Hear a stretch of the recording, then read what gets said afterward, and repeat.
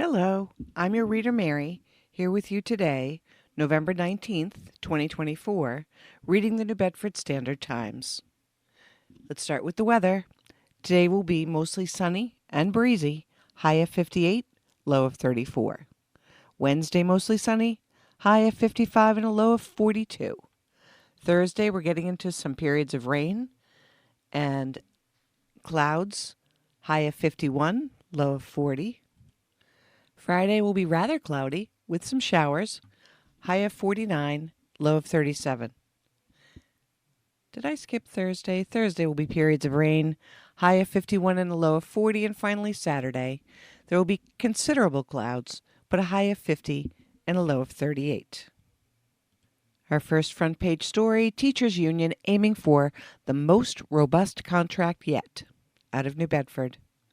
As New Bedford school officials and teachers prepare to enter contract negotiations set to begin before year's end, according to New Bedford Educators Association President Thomas Nickerson.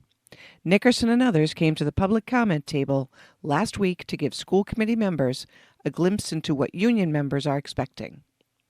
While it seems only yesterday we were ratifying that last contract, in fact, it's been almost 3 years, Nickerson said, of the current teacher's contract set to expire June 30th, 2025.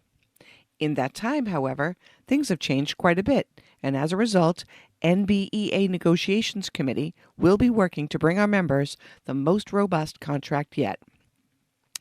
Things NBEA members will be looking for in the next contract are better working conditions, especially for our working parents, more autonomy for educators, and, citing increased living expenses, a strong wage package. Teachers across our district are feeling the weight of increasingly demanding workloads. Following NBEA Unit A Vice President Lynn Drayton, a teacher at Carlos Pacheco Elementary School, said, "Our educators are struggling to find healthy work-home balance because of their professional responsibilities. Many must come in either early or stay late or bring work home to fulfill these responsibilities. These demands have grown without adequate support or resources, along with increased class sizes and caseloads for special educators and providers." New Bedford educators want more freedom to use professional judgment, Pacheco teacher says. Drayton also expanded on Nickerson's mention of teacher autonomy, because we know that when teachers can use their professional judgment in their classrooms, they're not only more engaged, but also more effective.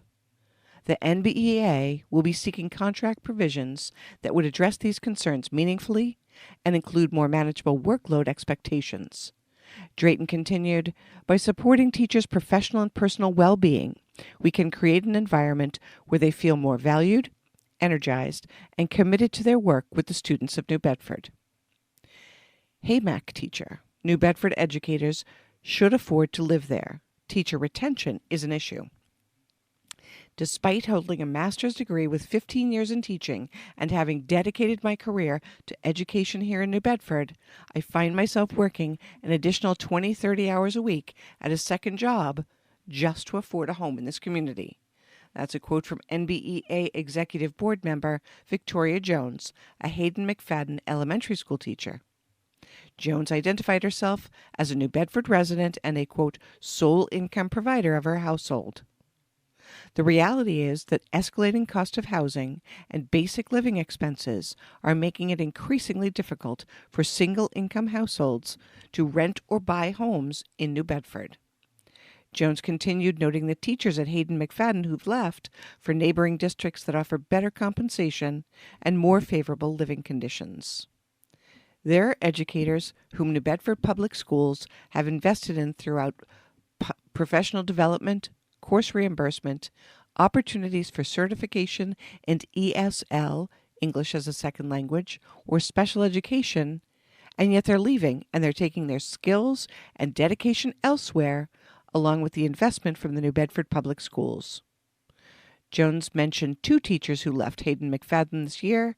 One was an integral part of our ESL Newcomers program, and the other is the school's reading specialist for grades 4 and 5. The latter position was unfulfilled as of the November 4th school committee meeting, according to Jones. What do New Bedford teachers get paid under current contract? Well, according to the current Unit A contract between NBEA and New Bedford Public Schools, effective July 1st, 2022 through June 30th, 2025, the schedule, effective as of July 1st, pays a range of $49,605 a year on the low end, Step 2 with a bachelor's degree and under 15 years experience, and $96,475 on the high end. That's a Step 14 with a certificate of advanced study or doctorate. New Bedford-based musical opens November 19th. A stage musical based on the music of American folk rock band the Avett Brothers features a story around a shipwreck off the coast of New Bedford and has finally made its way to Broadway. It's set to open on November 19th at the Longacre Theater. Swept Away tells a captivating story centered around the ill-fated yacht Mignonette, which was shipwrecked off the coast of New Bedford, Massachusetts in 1888. According to the website, the musical follows the 4 surviving souls from the shipwreck: a young man in search of adventure, his protective older brother, a seasoned captain, and a fallen first mate. The Mignonette, the real-life ship that inspired the musical, had a dramatic and tragic history. When the crew became stranded and starving, they resorted to cannibalism to survive. This dark event ultimately changed maritime law and the perception of the custom of the sea. The cast is led by Stark Sands. He's a Tony nominated for his lead role in Kinky Boots. John Gallagher Jr., Tony Award winner for Spring Awakening, Billion star Wayne Dwyer Duvall, and Adrian Ensko, known for leading Apple TV's series Dickinson. The music of Swept Away and how it got to Broadway. The idea for Swept Away originated from a 2004 concept album, Mignonette, by the Avett Brothers. However, due to COVID-19 pandemic, the show's premiere was delayed for 2 years. In 2022, it had a test run at the Berkeley Repertory Theater in California. When it first debuted, artistic director Joanna Felser told Standard Times in a previous interview that the first scene of the musical is set in New Bedford, and it's referenced in the opening number. She also notes that the musical takes place during the decline of the whaling industry. It received positive reviews and was set to have its pre-Broadway engagement at the Arena Stage in Washington, D.C. in 2023. However, due to the pandemic, the engagement was postponed again for Broadway. On October 29, 2024, the Broadway production of Swept Away officially opened. The cast, who had been with the show since its test runs, earned high praise for their performances. The show runs for 90 minutes without an intermission and has already received rave reviews. Simon Paris from Man in the Chair Theater Review praised the production. He called it an uplifting work produced and performed at the highest level of quality. He notes that while some may find the events of the show unsettling, it ultimately delivers a powerful message of human survival and hope. Swept Away is a must-see for fans of the Avett Brothers and anyone looking for a compelling and emotionally charged musical experience. With its talented cast and powerful storytelling, it is sure to sweep audiences off their feet. Fairhaven's search for an interim town administrator gets underway. After having negotiated the terms of a mutually acceptable separation with Fairhaven Town Administrator Angeline Lopes Ellison, as announced in the October 28th Select Board meeting, Select Board members on Tuesday established a search committee to find an interim town administrator. At the prior week's meeting on November 4th, Select Board Chair Stasha Powers discussed communication from Town Council. It was suggested that we possibly have a small subcommittee that would evaluate resumes and bring suggestions to us to interview 1 or 2 possible appointees. Also on November 4th, the Select Board had appointed member Charles Murphy Sr. to serve as acting town administrator briefly, while the Assistant Town Administrator of Finance, Ann Carrero, was on vacation. Murphy's temporary service in that role was not stipended, Powers told the Associated Times. As per the appointments made on Tuesday, the three-member committee will consist of Select Board Member Andrew Saunders, Assistant Town Administrator of Finance Ann Carrero, and Community Member Jeff Osuch, who served as the town's executive secretary until his retirement in 2016, when the town switched to a town administration form of local government. Murphy shared on Tuesday that multiple people have already applied for the interim town administrator position.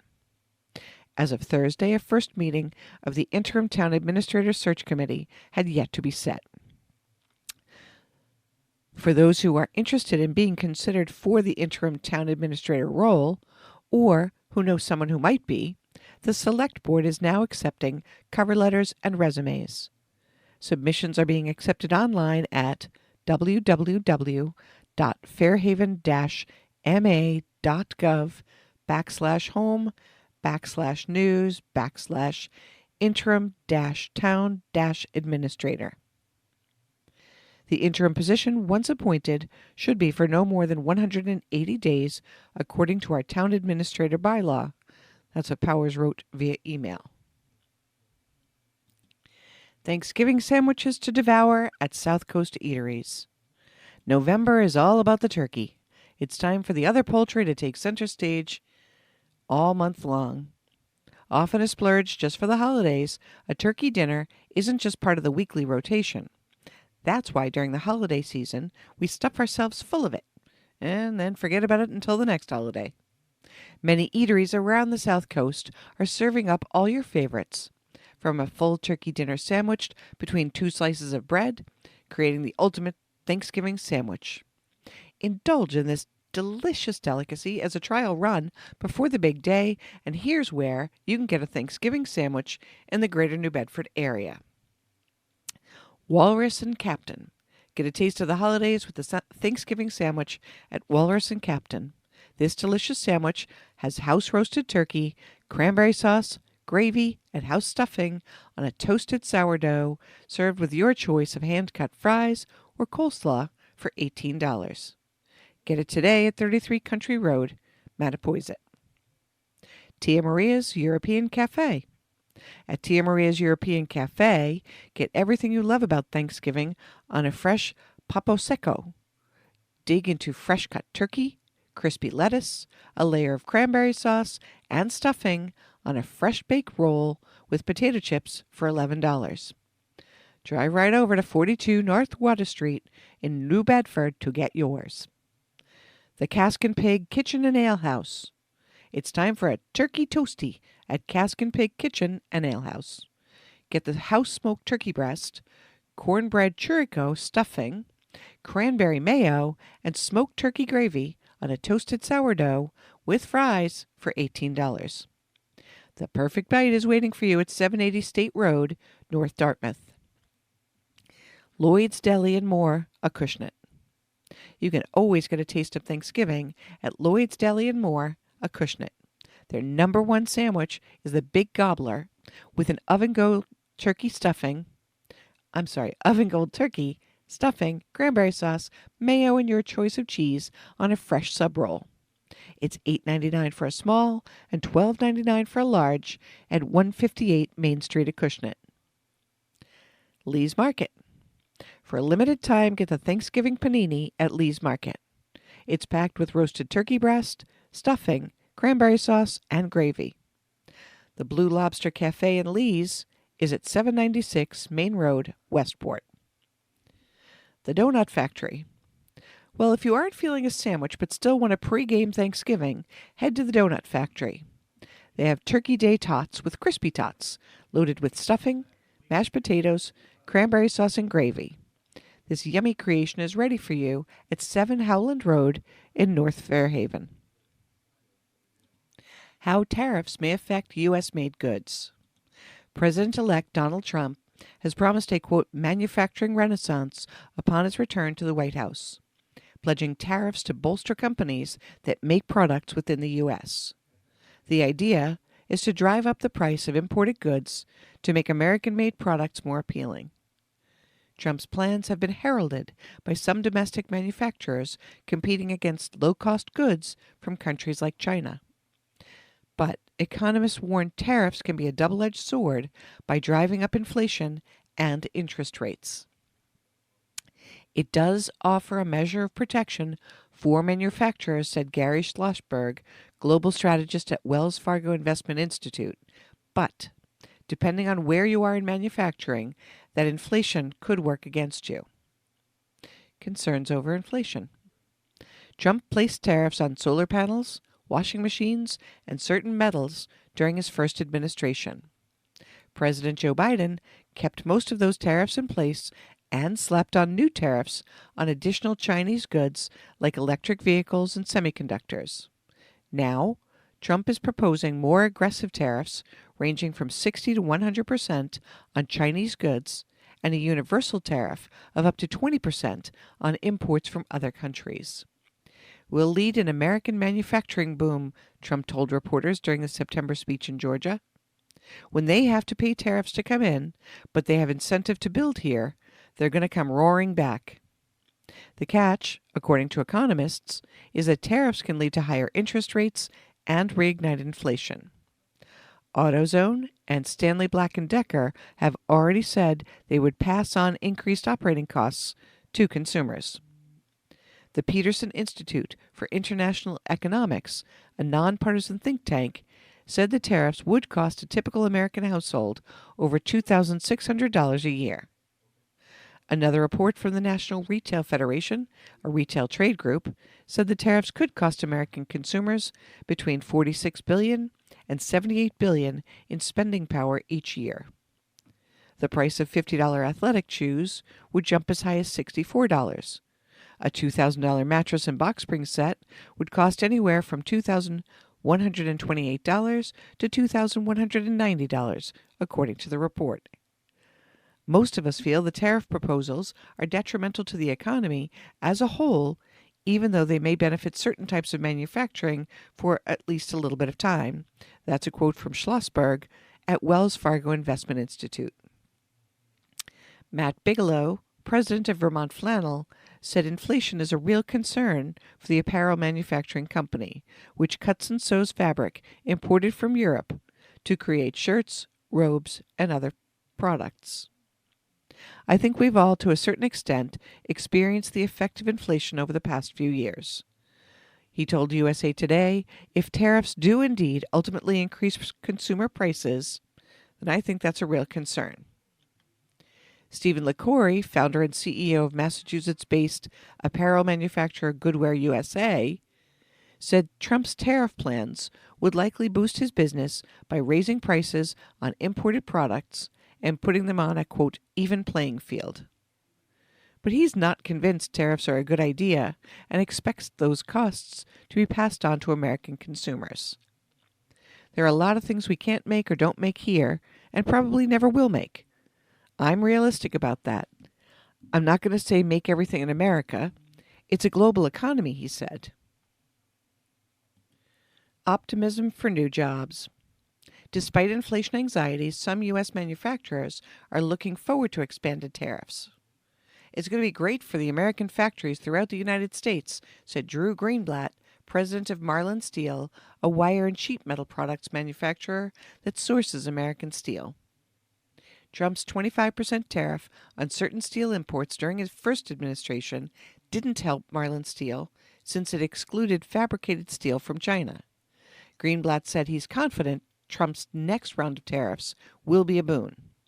If tariffs play out the way he'd like, he anticipates needing to double his current staff of 115 people.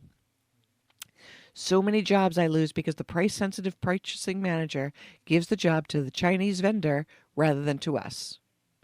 He said, I'm going to start winning all those jobs. This is going to be very good for the American factory worker. A universal 10% tariff could create 2.8 million jobs, according to one study from pro-tariff trade group Coalition for a Prosperous America.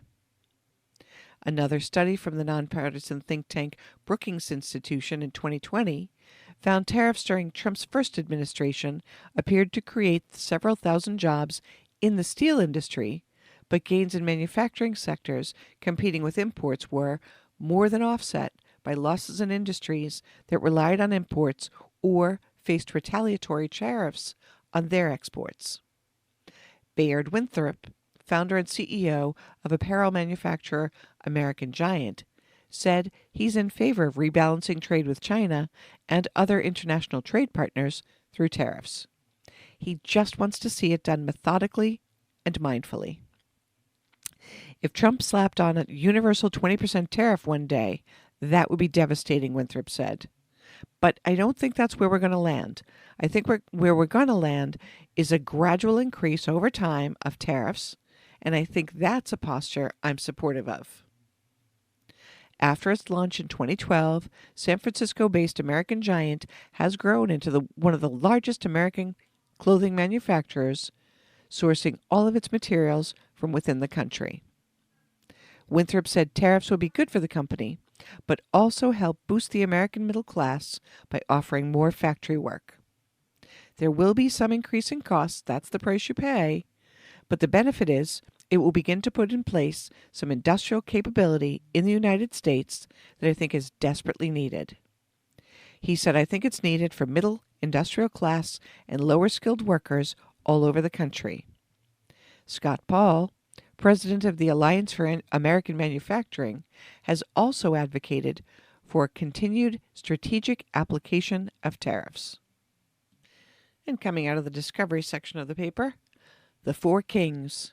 For nearly 2 centuries, scientists believed that the king cobra reigned in parts of South and Southeast Asia as a single species. Now, a new study found the world's longest venomous snake is not unique, but 4 genetically separate species. I feel like we created history, said the study's lead researcher, Pogari Gauri Shankar. The mistaken assumption dates back almost 2 centuries. In 1836, Danish physician and zoologist Theodor Cantor first described the king cobra as a single species named Ophiophagus hanna. Oh, I'm sorry, that was a hard word. Fast forward to 2021, Gauri Shankar and his colleagues conducted a DNA analysis on the snake where they reported 4 distinct populations with a 1 to 4% genetic variation. Between humans and chimpanzees, there is only a 1% gene variation. Gauri Shankar told the Deccan Herald, an Indian newspaper, that there's only 1 to 4% difference among king cobras, and that makes them 4 different species. In new research, the researchers conducted deeper investigations by looking at tissue samples from various king cobras in the wild, museums, and zoos. And after analyzing the physical traits, colors, and dental characteristics, they identified 4 separate species occupying different countries and regions. Pogari Shankar added that there could be more undiscovered species hiding on small remote islands. Still, the authors hope that the findings will help improve conservation strategies for each species, particularly as they face threats from habitat destruction, illegal wildlife trade, and human activity. This study will immediately help us in assessing which species of king cobras need immediate attention, and in studying the venom composition of these species. Medicaid will be covering Novo, Lilly weight loss drugs. U.S. government health plans account for the lion's share of coverage for the popular new weight loss drugs, far beyond the reimbursement available from private employers, insurers, etc., according to an analysis shared with Reuters. State Medicaid programs for low-income families are the single biggest source of coverage, giving 31.6 million people access to Novo Nordisk's Wegovy or Eli Lilly's Zepbound, according to the AXIACI Obesity Coverage Nexus. That's a database produced by the Leverage Consulting firm. The database tracks the obesity coverage status of about 80% of Americans with health insurance. Another 14.6 million federal co-workers and their dependents have coverage, as do 6 million state and local government employees and their family members. Data should combine that's 52.2 million Americans covered through government-funded health plans. Leverage, which says it has no ties to the companies selling obesity treatments, estimates that there could be as many as 10.7 million additional people with coverage from private employers based on the trend shown in its database. Taken together, that could be as many as 24.4 million nationwide. Still, less than half the number covered by government plans. It's a striking difference between government and private plans, and it shows that there are still quite a lot of employers holding out. That's a quote from Kathy Hempstead, a senior policy officer at Robert Wood Johnson Foundation, which provided funding for the database. Health insurance premiums are going up for a lot of reasons, so that probably makes it a little harder to pass along another cost to fund weight loss treatments, said Hempstead. The entry of Wegovy and Zepbound, which have been shown to help people lose 15 to 20% of their body weight, is transforming care in the United States, where more than 100 million adults live with obesity. They both carry list prices of over $1,000 a month and may need to be taken for life, a cost that has drawn backlash from Congress and the Biden administration. Health insurance coverage is essential for many patients who could not afford them otherwise. The mix of coverage can have consequences for Novo and Lilly profits. Medicaid, for instance, is eligible for some of the steepest discounts on drug prices. However, there is evidence of higher obesity rates among people with Medicaid.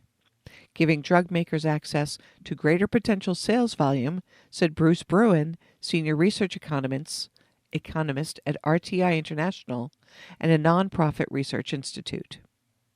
Wegovy and Zepbound belong to a class of drugs known as GLP-1 receptor antagonists, which originally was developed for type 2 diabetes. There has been an unprecedented demand for these new drugs, but Americans cannot always find them at pharmacies or they face insurance hurdles. Many private insurance plans require patients to meet with a dietitian or participate in a months-long program of lifestyle changes prior to getting a prescription. Some patients are seeking cheaper copies of Zepbound and Wegovy from compounding pharmacies online. Novo and Lilly are lobbying for wider insurance coverage, saying use of their medicines will yield savings for society by alleviating many health problems linked to excess weight, such as heart disease, diabetes, and sleep apnea. Novo told Reuters it estimates about half of American adults with obesity have coverage for weight loss medications. Lilly said commercial coverage is likely underrepresented in the data shared with Reuters, and that coverage gaps persist because obesity is still widely misunderstood and undertreated. The obesity coverage databases includes about 250 million people, or nearly 80% of all insured lives in the United States. It is drawn from state and federal insurance filings, employer information, and other publicly available data. It lacks information on nearly 53 million Americans with private employer coverage and some 13 million tied to local governments. 14 state Medicaid programs cover the GLP-1 drugs for obesity, including California, Pennsylvania, and North Carolina, while 17 states provide coverage for their public employees and dependents. Connecticut, Delaware, Kansas, Massachusetts, and Michigan do both. And that, my friends, has been the New Bedford Standard Times today, November 19th, 2024. I'm your reader, Mary, wishing you good health, a good week, and we'll talk again next week.